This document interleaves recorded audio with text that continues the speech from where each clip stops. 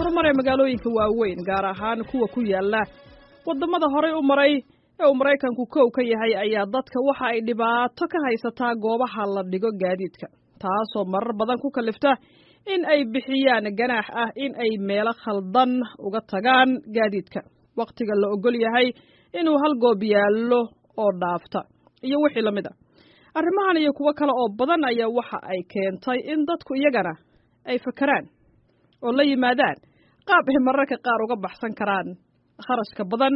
ee la socda in gaadiid aad leedahay sheeko xiiso badan oo ka dhacday magaalada New York ee dalkan Mareykanka oo arrintaasi ku saabsan ayaa waxa indhaha la raacay Ismaaciil Xuseen Farjaro oo studio la fadhiya Ismaaciil soo dhawow wadankan wax badanna waad fiirfiirisay gaadiidna waad ku dhex wadaa marka howlaha ugu badan ama shaqniga ugu badan ee dadka haysta waa dhinaca gaadiidka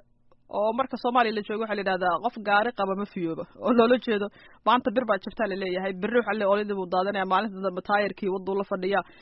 halkan laakiin markaad timaado wadamada reer galbeedka waaba ka sii dareeyay aad iyo caashide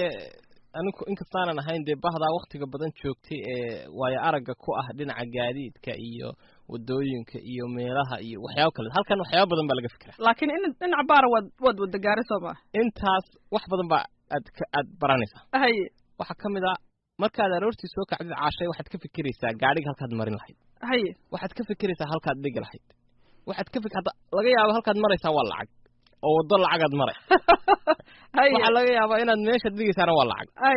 waxa laga yaabaa askari lacag sina doonaya iyo inuu gaarigaaga qaato oo waqti ku eegaya oo meelaha ma garanaysaa isna ugu dhuumanaya ayaa jooga oo waliba dhuumalaysiga badan Ismaaciil waxaad ku sii dartaa inta wadada aad marayso hadii xawaaraha loogu talagalay ka badisana inta lagu qabto dhinaca lagu leeyahay daba socda kaana ku ilaalinay wadadina mid kale kugu sugaya saacadu baad eegaysaa soo gaariga markaad wada dhigatid alla daaf waqtigii gaarigu ii yaalay hal daqiiqo dhaafaya waxaad ugu tagaysaa tigir dul yaala dham oo ganaaxa waxa soo dhan marka waxay keentay qofkii in maskaxdiisii hadduu gaari wato fikrad badan uu gaari ku abuuro inuu aad uga shaqaysiyo oo hal abuur la yimaado waa gartay marka salahan sheekooyinka aadka loo dadka u soo jiito waxa kamid ah magaalada New York oo kale waa magaalo aad u saxmad badan aad u weyn magaalada waxa ka dhacday nin ayaa wuxuu tagay bangiga wuxuu ku yiri waxaan doonayaa 2 toddobaad inaan maqnaado labada toddobaad deedna 2 toddobaad oo la eegay lacag baan u baahanay $5,000 $5,000 adigu shuruudi oo dhan markii la eegay marka isagu xisaab hore uga mulhayn macnaa deedna markaas ka la yiri wax laga doonayaa de wixii lagu aamino wax laga sii dhigo ama laga hayo wax lagu aamino waa gartay wixii lagu aamino waxay noqon kartaa qof waxyaabo badan wuxuu yiri gaaraan wataa $5,000 dadka qaar dahab bay dhigaan adigu waxyaabo asad ah oo hanti ah inkastoo de magacaaga laftigiisu iyo hadii aad leedahay taariikhdaada amaanadoo dhisan waxaan credit card-ka la yiraahdo oo kale sumcad wanaagsan dad leedahay waxyaabo badan baa la eega adigu wuxuu yiri anigu waxaan doonayaa in gaarigayga dhigto damaanada waa la fiirfiiriyo waxa la yiri gaarigiisa okay furihiisa la gala wareegay managerka loo tagay furiba la gala wareegay marka gaariga